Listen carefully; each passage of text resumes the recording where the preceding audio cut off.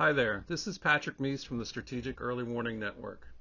Often, when we speak with business leaders, the conversation turns towards profitability.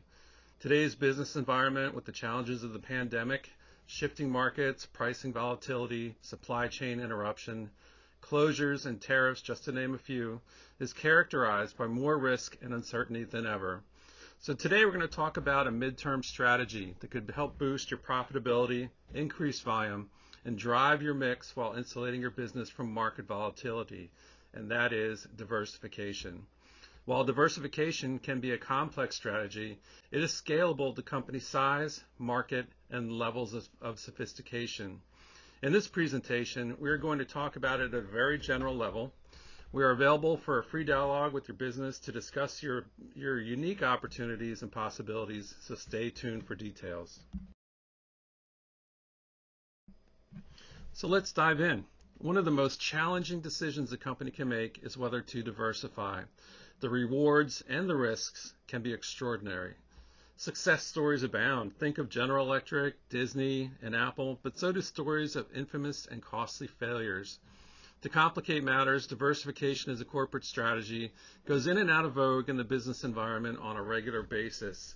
However, with managed risk, a structured approach, and due diligence, diversification pays off over the long term. Diversification, in its simplest terms, can be defined as the strategic action of making or becoming more diverse or varied, or the process of a company enlarging or varying its range of products and services or markets of operation. It's one of the four main growth strategies developed by Igor Ansoff, which enables companies to look at other markets they could tap into or new products or services they could launch to increase their reach and revenue. For example, COVID-19 has introduced rapidly changing business dynamics. Much like sequestration's effect on the DoD supply chains, we are seeing the need for companies to diversify in order to remain viable, relevant, manage risk, and stabilize their management control over their production, sales, and unstable supply chains.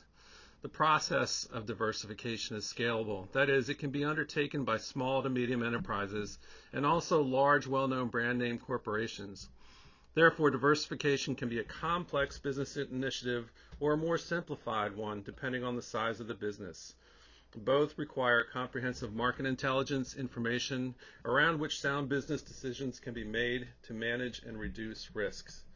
Many companies at the point of making decisions around diversification are already in trouble and may be symptomatic of early turnaround candidates. It's best to be proactive. So with so many influences competing for our attention as business leaders, why diversify? Why put the energy and the effort and the management time into diversification? We do this proactively for many reasons. An industry may face a structural shift, such as what we've seen with COVID. An industry or a segment could consolidate. We experience economic downturns like 2008 and even during COVID, the 2021 season, and moving forward. Growth in a business operation may require diversification in order to spread the risk and draw more attention to the brand. You could also diversify to ensure maximum utilization of existing resources and platforms. These could be things like technology or manufacturing capabilities. Others diversify to escape from unattractive environments, declining markets, or commoditized markets and products. This is probably the greatest driver and allows for new increased margin on new products and services or that we can tap into in ancillary markets. There's also challenges inherent with having a single product or service. Being diversified can help smooth that volatility. With one product or service, it's inevitable that sooner or later there will be a serious business issue. And even others diversify to gain growth, profitability, and a new mix. I would argue that today's shifting marketplace, especially with the pandemic, at least requires a market opportunity assessment to determine if you could or should diversify. The landscape has changed, the competitive frame has changed, and so we must re-examine our assumptions about ourselves, others, and our corresponding market positioning. Market positioning stands for what do you stand for in the minds of your customers? The competitive frame, your key competitors and substitutes are likely to have changed in this environment, and target customers, influencers, purchasers, consumers, all may have different drivers that they're looking at. So therefore, the point of difference or value propositions, whether they be economic, functional, or emotional, should be examined and possibly reworked or modified to take advantage of growth market opportunities and to maximize our resources. So let's talk about some of the basics. Generally, diversification falls into two main areas, related and unrelated. In the related area, the company creates two or more value chains and business units that are managed within the same firm and are complementary or share some form of linkage. In the unrelated diversification, the company creates two or more value chains and business units that are managed within the same firm that are not complementary or share some form of linkage. Common types of diversification strategies include the horizontal diversification strategy, a vertical diversification strategy, concentric diversification strategy, and conglomerate diversification. So let's talk about horizontal diversification. This strategy of diversification refers to an entity offering new services or developing new products that appeal to the firm's current customer base. For example, a dairy company produces cheese, adds a new variety of cheese to its product line. Whereas in vertical diversification, this form of diversification takes place when a company goes back to a previous or next stage of its production cycle. For example, a company involved in the reconstruction of houses starts selling construction materials and paints. It may be forward integration or backwards integration. In concentric diversification, the entity introduces new products with an aim to fully utilize the potential of the prevailing technologies and marketing system. For example, a bakery making bread starts producing biscuits. In conglomerate diversification, an entity launches new products or services that have no relation to the current products or distribution channels. A firm may adopt this strategy to appeal to an all-new group of customers. The high growth scope and return of investment in a new market segment may prompt the company to take this option. To provide an action step or an action-based solution, we might want to consider the best practice of implementing a structured and strategic approach. Firstly, we might start by conducting an internal diversification readiness review that might identify the following.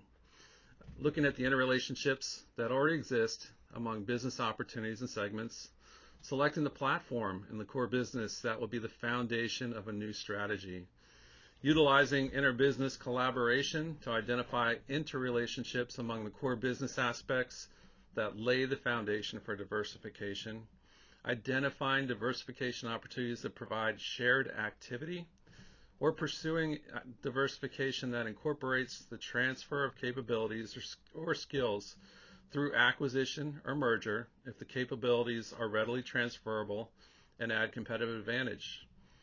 Another piece to look at would be pursuing a strategy of restructuring when other options don't exist, or a deep dive in market data and analytics to support market opportunity analysis and drive risk from new business opportunities while integrating with existing markets diversification strategies.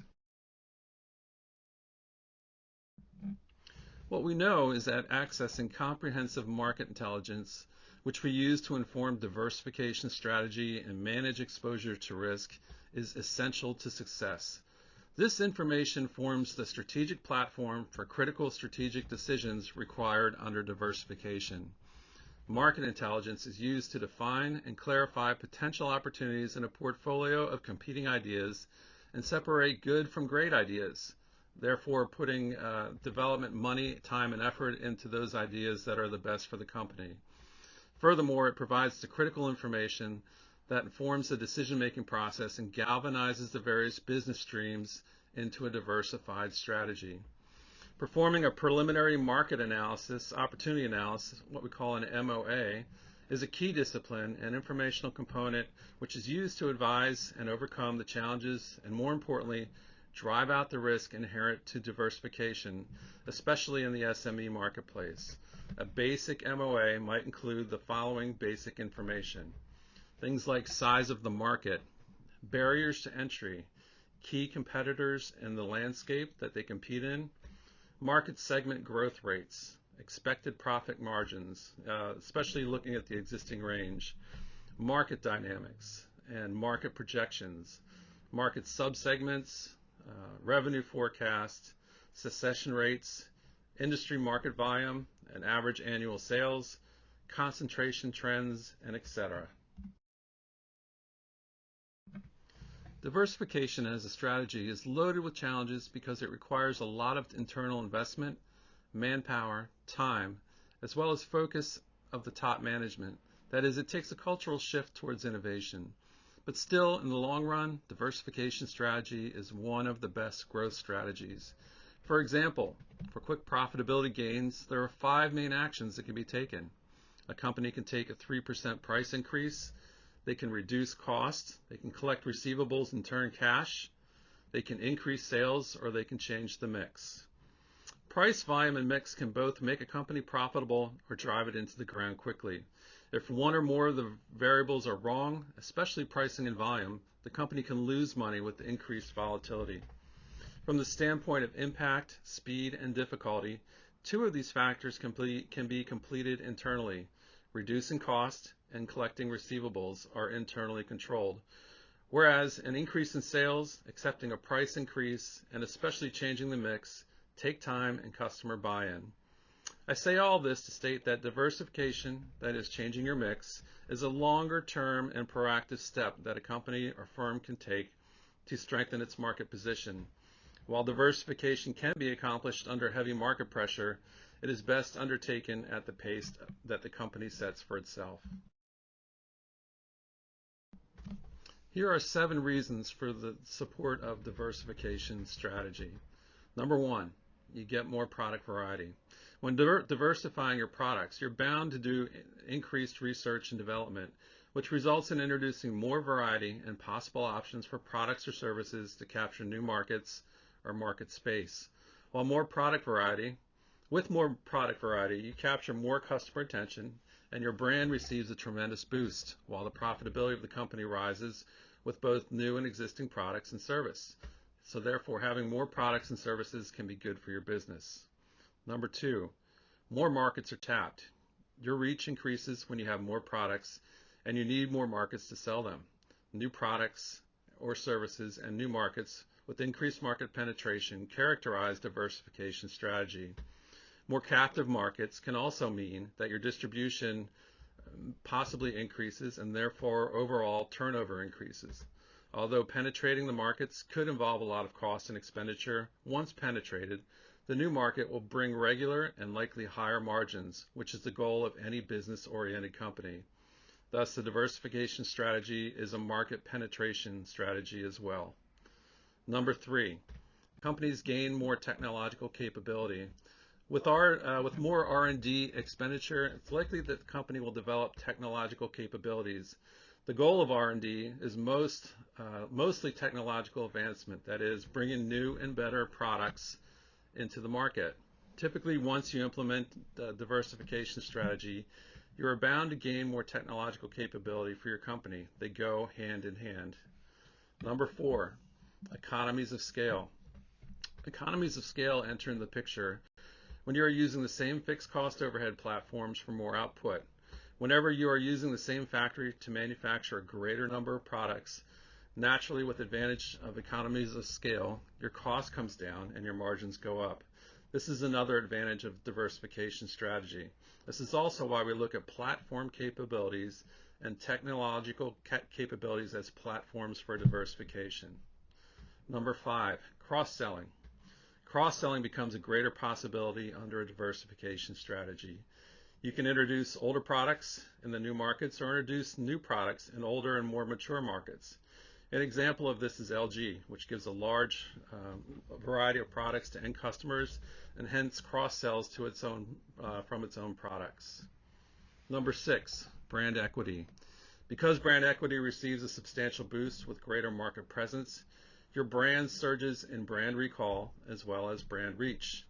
This results in long-term benefits for your brand. A perfect example is the case of Samsung. Samsung smartphones have created a tremendous boost for the Samsung brand, which has resulted in all of its products receiving a positive vibe due to the name Samsung.